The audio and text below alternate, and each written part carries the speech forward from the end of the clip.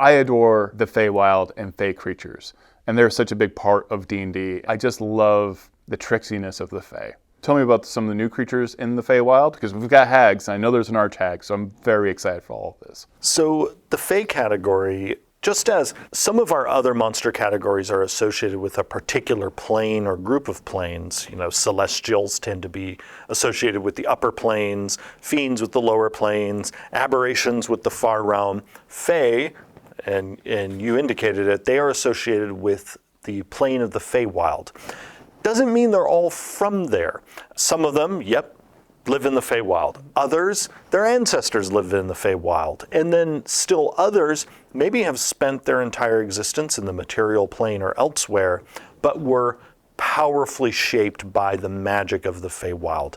This place of unbridled emotion, bright technicolor. I often think of if you imagine the material plane as the Kansas in the Wizard of Oz, the Feywild is Oz, where everything is in bright garish color. Everything is extreme, and here in this place, we have a number of our returning Fey, hags being my favorite, because I can't help putting them in everything. I know. Which is one of the reasons why I also could not help us adding as the apex Fey, the archhag. But we also have a number of creatures that were in other categories that have now moved into the Fey category. And you and I have talked about this at length, feeling that goblins should be part of the Fey. And this was a migration, in the case of the goblinoids, that we began in Monsters of the Multiverse. So this has actually been going on in the game for a number of years now. And now we have finally had a chance to basically have the monster manual catch up with where the game had already gone. And so yes, just as in Monsters of the Multiverse, people are going to see that the whole goblinoid family is now in the Fey category.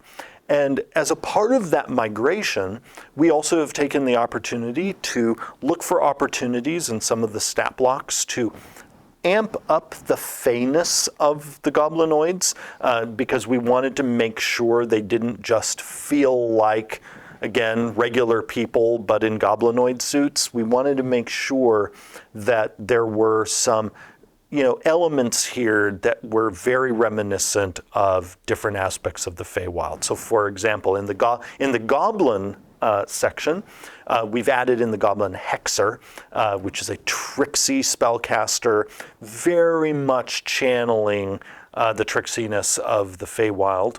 We also have the goblin minion, which is an even weaker version of the goblin than we had before, because we know that DMs often like to use hordes of goblins, and now that will be easier for them to do so. With the hobgoblin, we now have 3 kinds, all Fey, but also something that we hadn't given a hint yet that we were going to do is we've also moved the wargs into the Fey category. As we went through the book and we came across any talking animal or something that was sort of like a talking animal, if it was previously flagged as a beast or a monstrosity, we looked at, should it actually be in a different creature category? And we decided one of the ways to really differentiate wargs from some of the other very smart animal-like creatures was that they're from the Feywild originally. That's also why they have such a close bond with the goblinoids, because they're all from this realm of the Fey. Other creatures who've moved over into this category are bullywugs. Yes. All of the former humanoids that have ended up in new categories. Again, we're always looking at, should they stay humanoid, or is there something otherworldly enough about them or otherwise unusual about them that they really should not become humanoids and they should become something else. And there's often been a kind of whimsical quality to bullywugs, and we decided to lean into that and have them join goblinoids in the realm of the Fey. So you've mentioned multiple times, like, we've had so many of these kind of fan favorite species and monsters go into different categories. How does that affect things like spells like, hold person? And whether or not a player can even play that species? Those are great questions. So first, when it comes to spells, all of the work we did on the Player's Handbook was done in concert with the work that we were doing on the Dungeon Master's Guide and the Monster Manual. We often like to think that we were creating a 1,000-page book that was published in 3 parts. And so all of these design decisions informed each other. And so when we were working on a spell like Hold Person or Charm Person that specifies it works on a humanoid, we knew that with the new Monster Manual that there are some monsters that used to be targetable by the creature, by the spell rather, that would no longer, the spell just wouldn't work on them anymore. And that was part of us sort of diversifying the effects that you can expect. There are still tons of humanoids in the Monster Manual. There are way more humanoids than Fey in this Monster Manual, just as one example. And so there will still be plenty of targets for these spells. But we also consider it a feature, not a bug, when you sometimes need to vary your tactics. It's similar to not every damage type works against every monster. And sometimes you're going to be like, oh, this creature resists fire. I'm going to have to get out of my fire spell routine and do something else. It's the same with some spells that apply conditions. Sometimes those conditions are not going to be applicable to certain monsters. Now, when it comes to playable species, there is a dividing wall in our design between playable species on one hand and monsters on another. It's really important to remember that each individual stat block represents sort of either just one monster or a number of monsters like it within a larger family. And this is particularly clear when you have a group that has multiple stat blocks, because if you go to, say, Goblin in the Monster Manual, right, there are a bunch of stat blocks that all do different things, which communicates very clearly no one of these stat blocks represents all goblins. It can be tempting sometimes if a monster has just one stat block to think every monster in the multiverse of that type is exactly like this. Not true. As we again show often in later books, we'll release variants. And because every DM can make more variants, we always view that there's essentially an infinite number of potential versions of any one of these creatures. Over on the player side, player character design is not in any way guided by what we do with monsters. You can see this with throughout 5th edition, where the playable version of a particular kind of creature will often have abilities that don't show up in stat blocks for creatures that are of the same species. And so the two basically, again, they're separated in the design.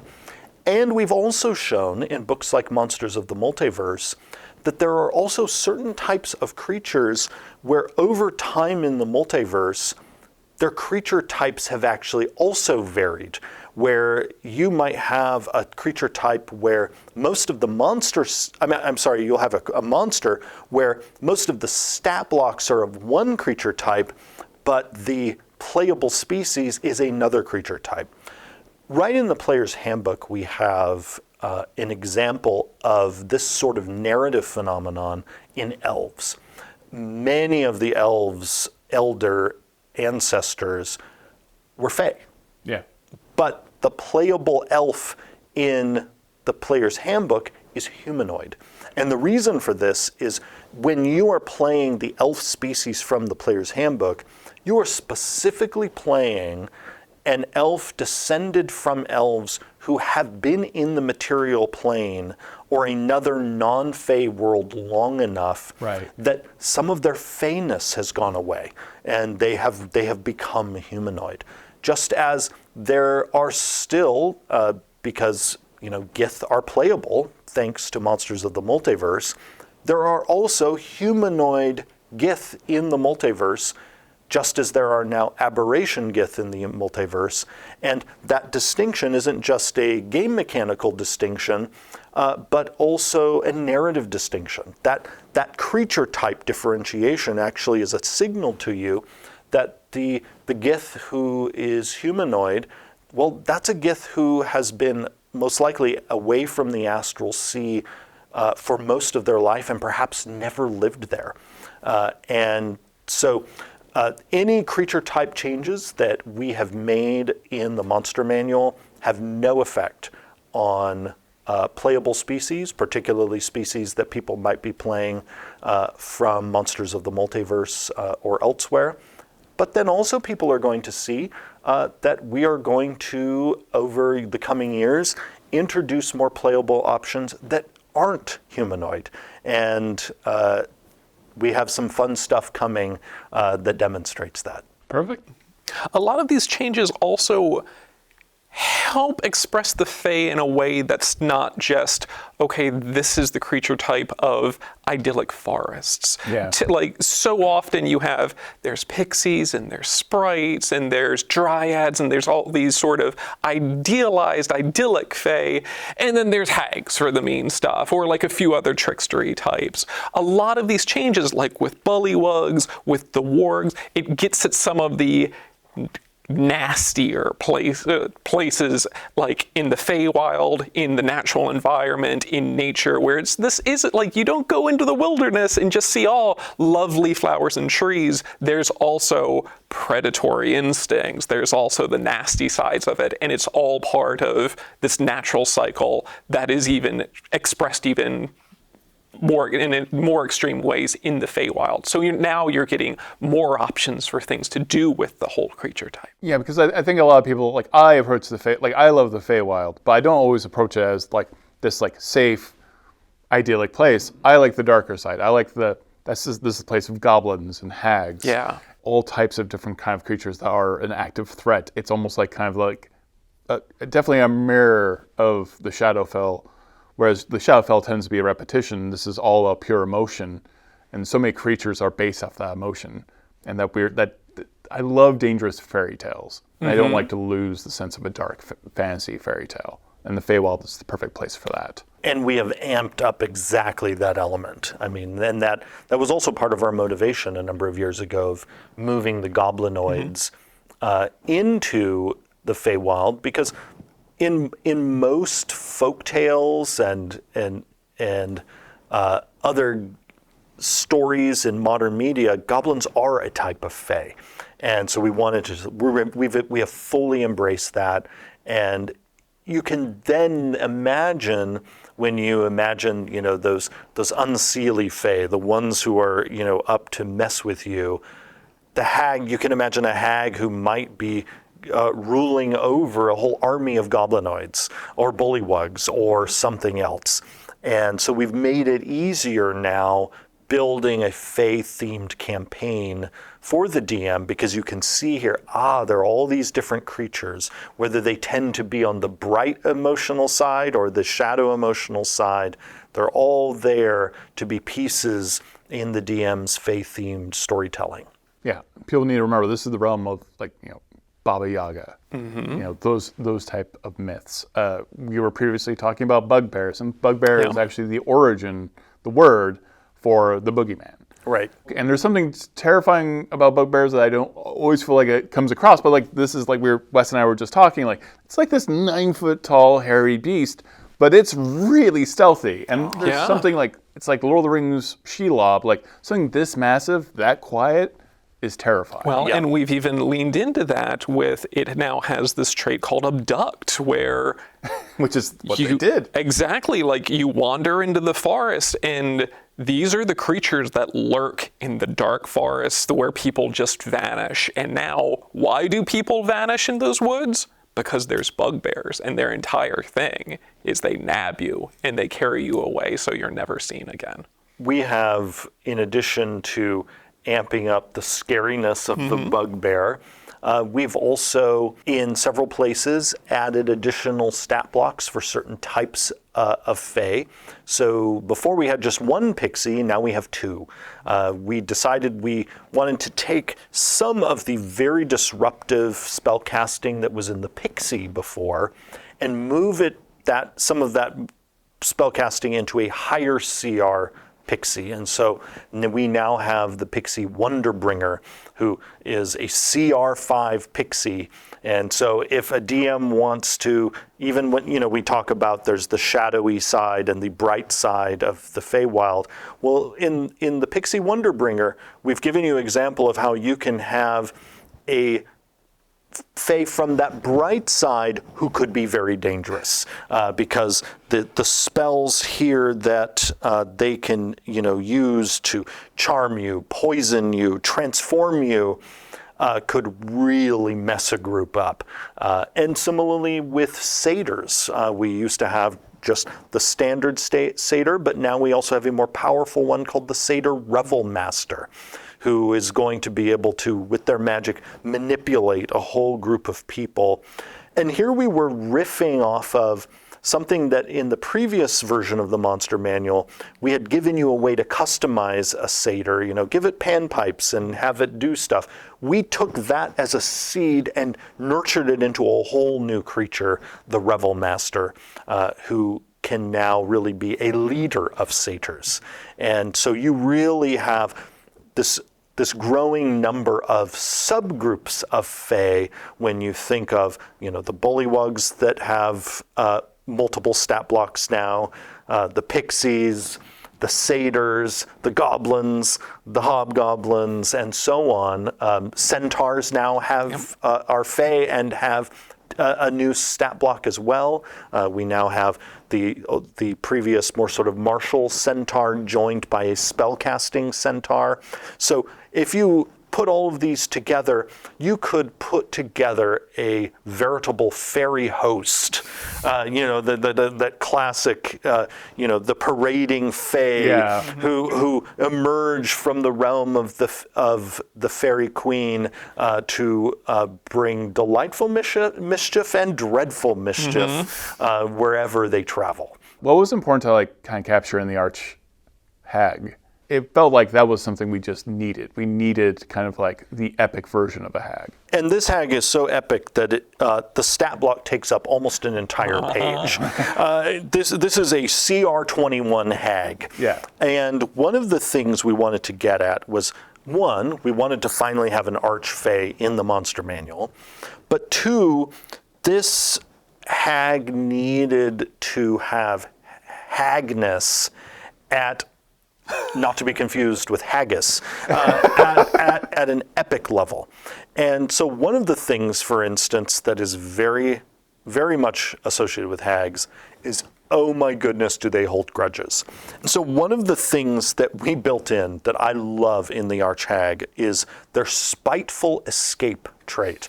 And that is, if you drop the hag to 0 hit points, the hag is most likely, unless someone has nearby the hag's anathema, and this is something that actually appears in some real-world folklore with hags, that they can't actually, the most powerful ones can't be permanently defeated unless their anathema is near them when they're on the brink of death.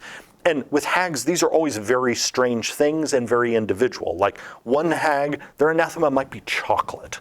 Another hag might be, the baby teeth of the princess. Right. It might be the thing that is that hag's anathema that you must have nearby to permanently kill the hag. If you don't have that, not only does the hag get away, which some of our other epic creatures do, liches famously are often getting away. Yeah. Vampires as well can escape. Well, the hag is also in that sort of cunning villain escape club, but the hag goes one step further, and that is, the hag will then utter a curse on everyone, and until that curse fades away, they all are suffering various negative effects, and the hag knows where they are anywhere in the multiverse. Oh, God, no. Like, that hag is keeping score. Yeah.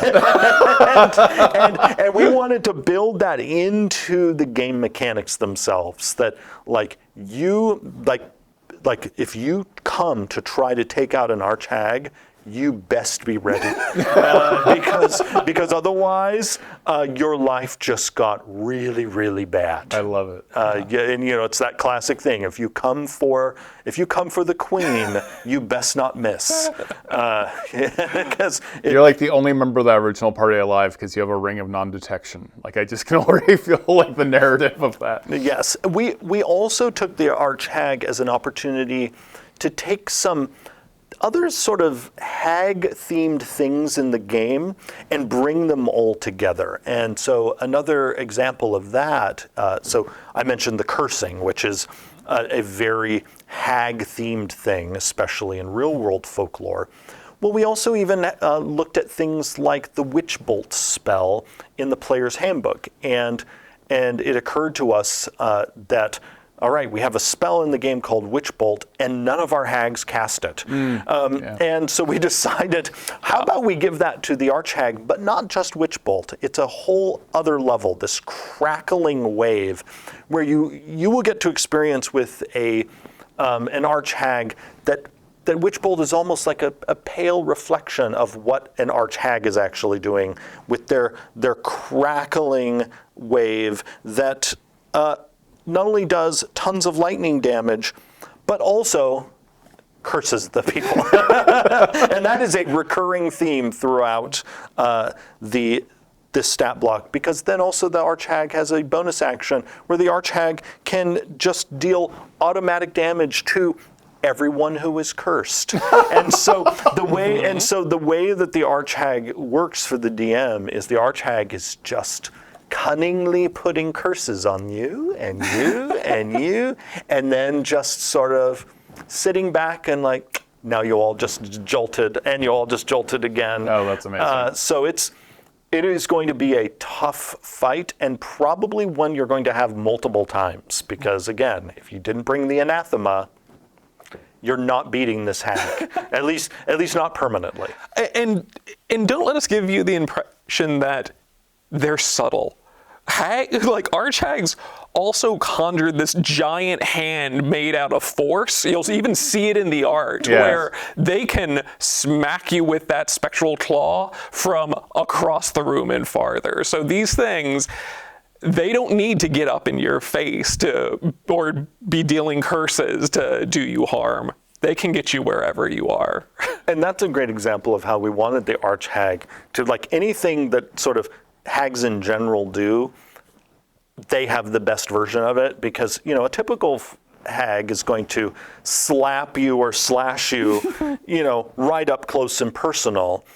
But yeah, no, the archhag is gonna slap you, but good, 60 feet away. I'm so excited for this. This is also the place where, and we haven't mentioned this in really any of our videos, I think, but the new Monster Manual is filled with quotes from characters throughout D&D's history, from new characters you might love. Many of them are actual quotes from past products or other elements or things that are thematically appropriate. But this was the place with the archhag where it's like, oh, this is where we need Baba Yaga chiming in on this. So you'll see her thoughts on this here in the hag section, in the archhag section. But then also throughout the rest of the book, you'll see some of your favorite characters from D&D history chiming in with their takes on various monster elements. And it's among those quotes, I believe we have the first instance in D&D history of someone cussing in the Monster Manual. Yep. And people will have to go to the Blob of Annihilation for that. Appropriate time to use it. Fantastic. Thank you, Jeremy, Wes, thank you so much. Thank you. Thank you so much for watching this video. We will have a ton more videos all about the different monsters in the new Monster Manual. You can purchase the brand new Monster Manual and all 3 of the Core 2024 Core Rulebooks by clicking on the link in this video description. I'm Todd Kenrick. Thank you so much for watching.